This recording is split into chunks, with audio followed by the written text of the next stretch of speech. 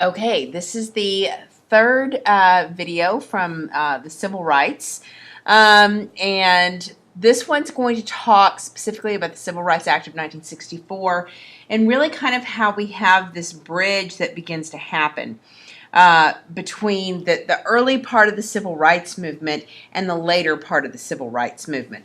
Understand that that the first part of the civil rights movement in the 50s and early 60s was focused on gaining the Civil Rights Act and making that happen.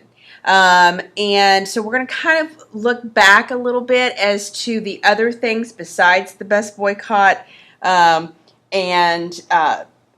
Little Rock and Brown v. Board that begins to push the Civil Rights Act and what caused it to become an event. Let me get this to change. All right. Come on. There we go. All right. So first off, the sit-in movement. You need to know the sit-in movement. You need to know the Student Nonviolent Coordinating Committee, also known as SNCC. This begins at Woolworths in Greensboro, North Carolina in 1959. You get a group of college students who are frustrated that they can go spend their money in Woolworths to buy school supplies, but they can't eat at the lunch counter. And so you really, it's kind of this momentum that's building, starting with kind of the court cases and the Montgomery bus boycott. And so you get this group of students that that have decided to create a kind of a coordinating committee.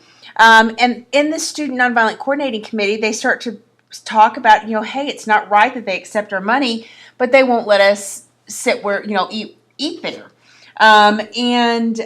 So they start this sit-in at Woolworths.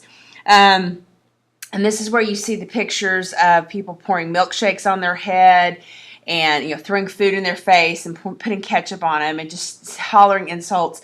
And the whole idea behind the sit-in movement is to just sit there and not respond, but to refuse to give up your seat. So it's a peaceful demonstration.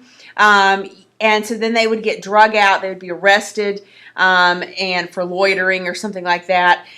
So you've got this whole process by which people would sit in and refuse to move. And this would happen not only at restaurants, but it would happen in other places, movie theaters and that kind of thing where there was segregation.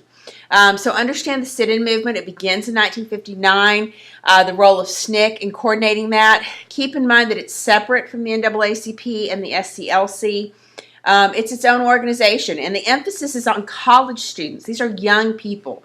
Remember the impact of the baby boom and the education and all these things that we talked about happening in the 50s and 60s? Well, it's going to coalesce with a large group of young, educated people, and they're in college, and they feel very passionate about extending rights and doing the right thing and being active participants. And of course, keep in mind you've got JFK starting to emerge on the scene politically, and he talks a lot about young people taking action.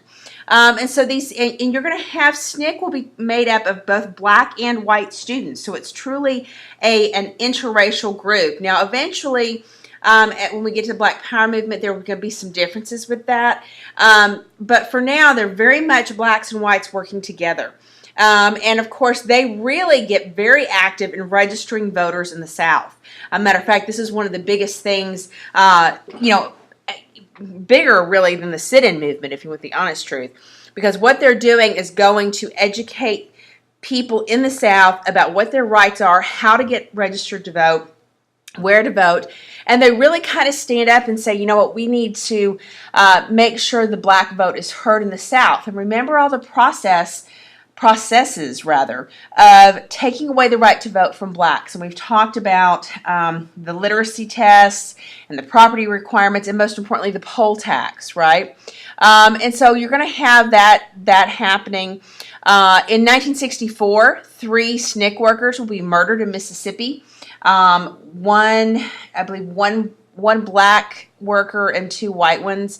And I cannot, the name's escaping me right now, but they get killed by the Ku Klux Klan. In fact, the people that killed them escaped justice for quite some time. It's not until I think the 1980s that this guy's actually brought to justice.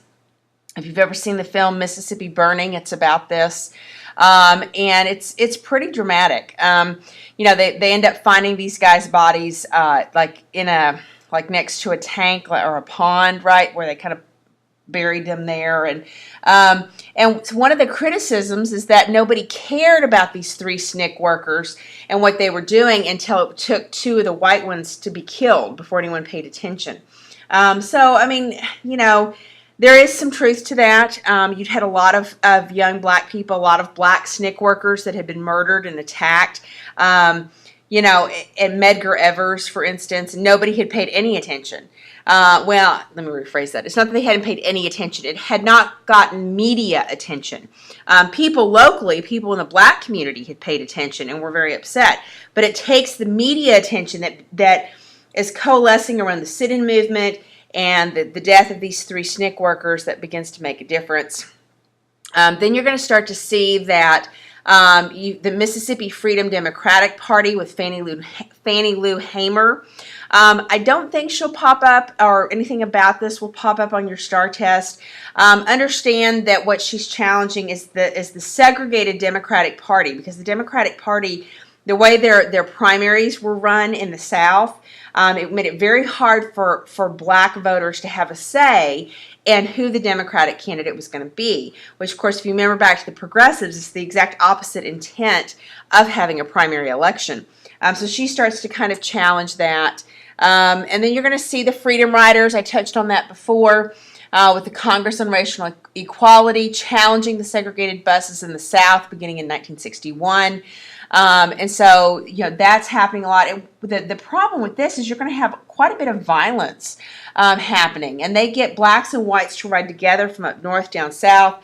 And you would have, especially once people really begin to realize that this is an intentional challenging of segregation, you start to have white mobs that are attacking people and really beating people up. There's one guy who gets beat up so badly he's permanently disabled. They would set fire to buses and that kind of thing. So there's going to be some pictures out there. If you kind of do a Google search of Freedom Riders, you'll see pictures of burning buses and that kind of thing. And again, this is going to attract press attention. Keep in mind, in Alabama, in the city of Birmingham, this guy, Safety Commissioner Bull Connor. Bull Connor was kind of in charge. He was part of the police force, or part of the police organization in the city of Birmingham. And Bull Connor was a very vocal segregationist,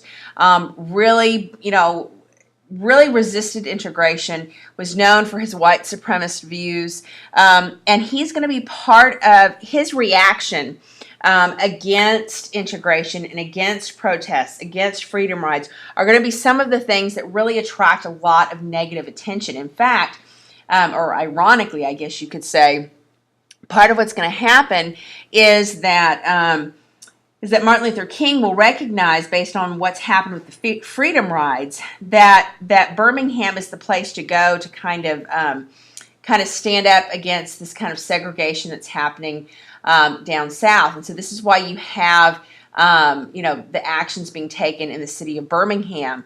And so just kind of understand that it takes Bull Connor and his segregationist, racist views and the violence that he perpetrates to really capture the media attention, make everybody pay attention. And remember, everyone's got televisions. We talked about the impact of television in changing people's views on Vietnam. You're going to see the impact of television in changing people's views on the civil rights movement. John F. Kennedy's going to get a lot of pressure to take care of this. And he's going to try to keep it from happening, because about this time is when he's trying to meet with Khrushchev over withdrawing troops and all this kind of stuff. So this kind of fits in with the Berlin Wall kind of crisis happening. But really, for the most part, he doesn't do all that much for civil rights, which I've already kind of touched on. You do have an equal employment opportunity committee that's created to prevent discrimination on federal jobs, but it's only federal jobs. And you will see that he doesn't really utilize the Civil Rights Division that much. So he asked CORE to cool off on the freedom rides. And what is this, 1961 to whatever it is when the Berlin Wall is about to be built. And he doesn't like the bad press that it's bringing to the United States, because remember, as I pointed out before, that you have this kind of conflict between democracy and kind of, we're challenging communism, except clearly we're not treating all of our citizens the same. And basically CORE refuses to do that. And you'll see that JFK will be forced into agreeing to stop the violence. And if they would arrest the Freedom Riders. And so the Freedom Riders start being thrown in jail. And this is where you start to see NAACP and CORE working together to raise money to get them out of jail. And then after this whole issue with the Berlin Wall kind of fades away in the background, you're going to see that JFK is going to switch positions, and he's going to force the Interstate Commerce Commission, way back from, if you remember, from the Progressive era, and the Justice Department to really intervene. But just this kind of gives you a snapshot for how reluctant JFK was to do something about this. And again, this is tied in with Cold War politics and the concerns about looking weak and that kind of thing.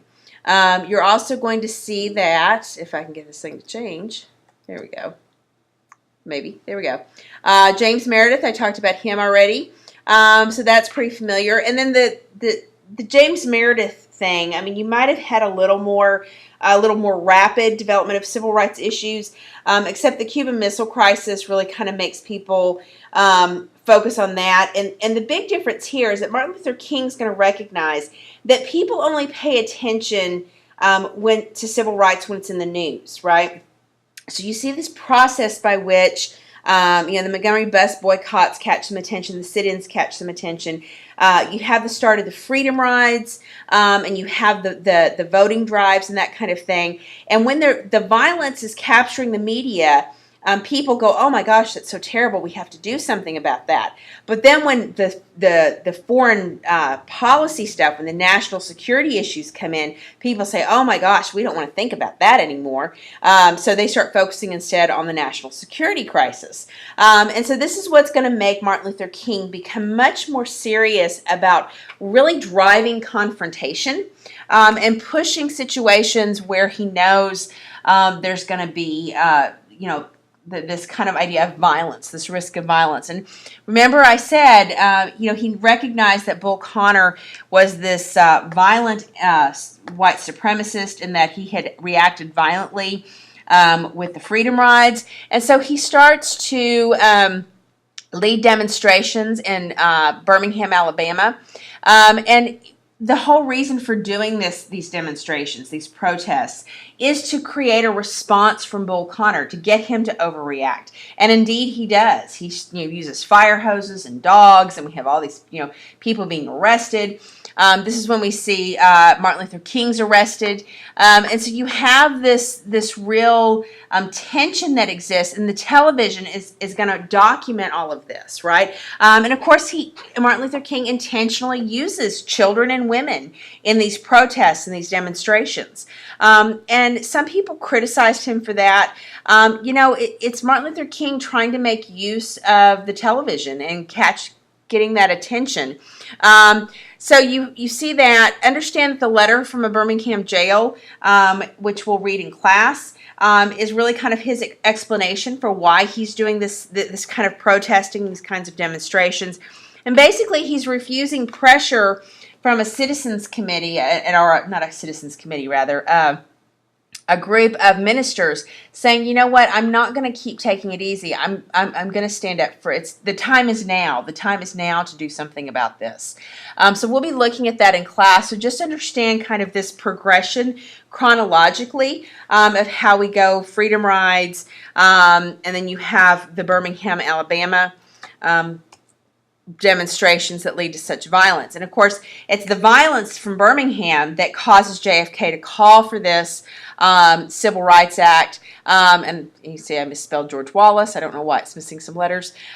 So what you're going to see is that after JFK announces the civil rights legislation, the Alabama governor, George Wallace, and he's one of those names that's on your civil rights notebook, he has this famous speech where he says, segregation now, segregation forever. George Wallace will actually be a presidential candidate, not a very strong one, but he'll run in 1968 as a potential candidate on a segregation platform. And so if you remember back from the Vietnam questions and that kind of thing, that was one of the questions that was on there about his segregation forever and him running for presidency. And that was mentioned in that chapter of Chapter 22, or that section of Chapter 22 that talks about 1968. He gets shot and is paralyzed. So that's why he's out of that election. And so you see that the Civil Rights Act, is creating momentum. The March on Washington in August of 1963, this is where the famous I Have a Dream speech comes from.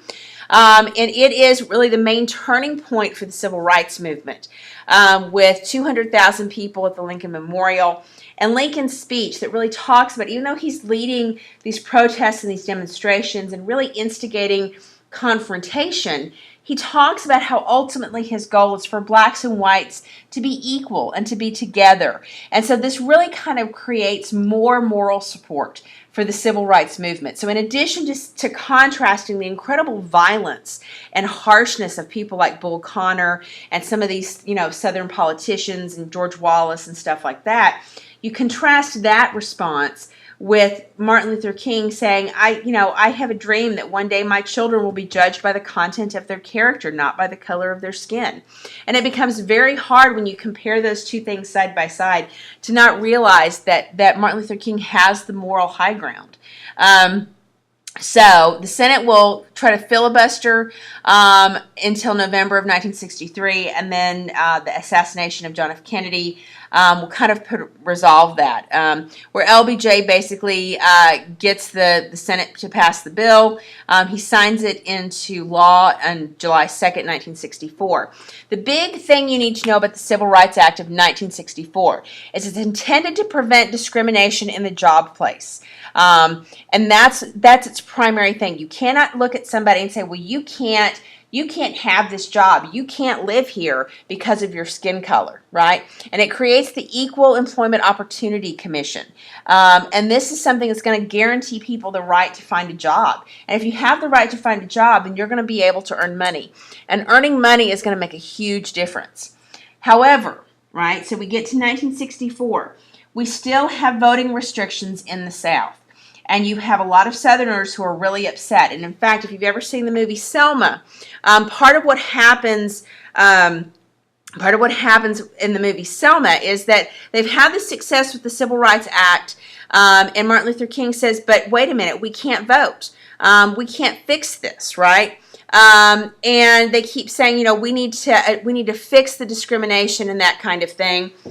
We need to create, we need to make sure that blacks can have a say at the ballot box. Remember, this is one of the key aspects of citizenship that they should have had with the 15th Amendment, but they did not. You're going to see the 24th Amendment comes into being at this time to eliminate the poll tax, but that doesn't take care of some of the other issues, some of the intimidation, some of the other literacy tests, those kinds of things that are in place in 1964. So we've eliminated the poll tax, which of course probably hurt poor whites as much as poor blacks. But now they're turning to the effects of the unequal school system and literacy rates to kind of keep blacks out. They also make it very difficult, intimidation, that kind of thing, for blacks to register to vote. And so Martin Luther King is trying to say, wait a minute, we need to pay attention to this. We need to fix some of these problems. And at first, LBJ is saying, no, I don't want to do this. Remember, this is at the time when you have the Gulf of Tonkin resolution. You have this serious escalation in Vietnam. So LBJ has gotten distracted. Again, this foreign policy stuff has distracted the country from civil rights. And this is where the Selma March comes in, is that Martin Luther King wants the Voting Rights Act. He's pressing LBJ for legislation to get rid of the literacy test and monitor the way that elections are held down south. And you still have lots of violence occurring anytime there's an election. If you've watched the movie Selma, it talks about the explosion in the church that killed those little girls. Well, that's not the only one. You have a lot of black churches being firebombed and that kind of thing. And so this incredible violence begins to make people realize that they have to do something. And of course, the Selma March will come from this because Martin Luther King, who had just won his Nobel Peace Prize, starts to gather people together to orchestrate this march. And of course, the movie Selma does a really good job of talking about this. And Selma, Alabama is a perfect example of what the impact of the voting rights restrictions did. When you've got, while a majority population, but only 3% of that population can actually vote. And so you're going to have the sheriff is going to terrorize black marchers. You're going to have this March for Freedom over the Pettus Bridge. And this is all this march to go from the city of Selma to Montgomery, Alabama, to basically, say we need the right to vote, right? And this is where you have this idea of Bloody Sunday, where the sheriff overreacts, and they have all these people with the barbed wire, with the bats wrapped with barbed wire and that kind of stuff, and they beat people up. And of course, what's interesting is you have that occasion happens, and then you have them doing another march where they're actually peacefully allowed to arrive. And this will cause LBJ to actually push for the voting legislation and to say, no, we need a Voting Rights Act. We need to guarantee that blacks have the right to vote. And so that's what will happen by 1965. And what this does is it says that there are federal examiners that will come in and register voters to prevent local officials from keeping people away from the registrar and that kind of thing. And it's seen as a turning point in the civil rights movement, because by 1965 we've resolved this crisis of school segregation and jury segregation, and we've handled the voting issue. So these things that really the 14th Amendment should have guaranteed all along: the access to education, the access to sit where you want to sit, the access to the ballot box. Those things should have been guaranteed, but they weren't. And so this is taken care of by 1965. So be sure you understand what the Voting Rights Act does. Now understand that actually the Supreme Court just a couple years ago said that we don't have to keep having federal examiners in some of these southern states. So they actually kind of stopped that here recently. But this is where kind of this whole idea of the voter ID is coming in. Is it in fact a way to keep people out of the ballot box, like the poll tax, like the literacy test, that kind of thing. The other big thing about the turning point year of 1965, after you've had this Voting Rights Act, is going to be that while we've resolved the desegregation and the voting, we still have lots of problems of a social system that has been completely stacked against black Americans for, a couple of hundred years, right? And it's been particularly intense in the previous few decades. And so they haven't resolved this social justice, because you can pass laws, but you can't change people's hearts, right? And so it's going to take generations before these people down south that are raised with this kind of segregation to accept something else. And then you've got the whole question about economic justice, and the fact that the lack of education, the discrimination that was in place limited blacks from economic achievement, and that creates a high level of frustration. And so one of the things that's going to drive the later civil rights movement is going to be this frustration with economic justice. The Black Panther movement, if you paid attention to all the controversy around Beyonce or anything like that, the Black Panther movement emerges out of this concern for economic justice, right? That's really what their big goal is. And they are certainly going to be far more militant than other groups, certainly far more militant than the SCLC or even SNCC or CORE. And they definitely press for, economic access. They press for, the end to police brutality. And so you have these things that emerge after 1965. So be sure that you have a grasp for what's happening going into the early civil rights movement up until these crucial years of 64 and 65. And keep in mind the context, right? The global context. You have the Vietnam War going on, and it's just starting, right? At this point, people still support the Vietnam War, and people still think that the Gulf of Tonkin incident actually happened. And so you've got kind of this whole this whole change that's going to happen after 1965 that I think is incredibly important to understand. Be sure you understand that how it progresses in the 1950s from the court cases to the sit-ins to the freedom rides to forgot the bus boycott in 56. Then you're going to have the sit-ins, you're going to have the freedom rides, then you're going to start to see the Birmingham protests and demonstrations and that confrontation. You're going to see the March on Washington and the I Have a Dream speech, and then you're going to see the Selma March that challenges things and creates the Voting Rights Act. So you've got this whole progression, so be sure you know what that is.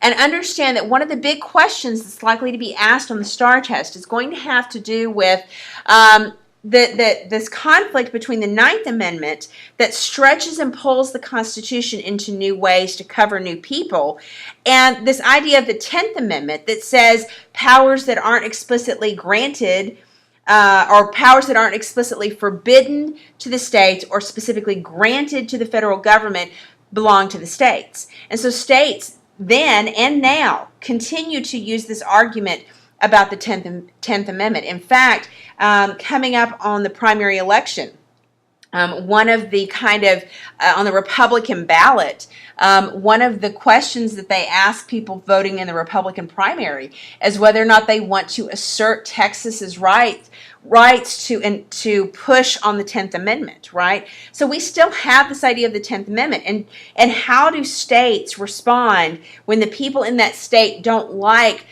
rulings, don't like the laws created by the larger Congress that may represent a majority of the will in the country, but maybe not the majority of the will in that state? And how do we make those people kind of abide by those rules? And this is especially important when you're talking about things like civil rights and whether or not people can go to school in the same place or have the right to sit where they want or marry whom they want. How do we balance these issues out? So this comes into this essential question of federalism that's tied into the 10th Amendment, so be sure you understand that. And also keep in mind this question about the role the government has with economic equality. If we've taken care of discrimination, if we've taken care of segregation, what is the role of the government now to change everything else, right? Do we just let those laws sit there and then let everybody else get on board over time? Or do we have an obligation to try to fix the consequences of years of segregation and years of discrimination? And so that's going to be one of the big questions we'll talk about in the next lecture, which is how LBJ will try to fix these economic and social problems that were created because of what arises with Plessy v. Ferguson, that separate but equal concept.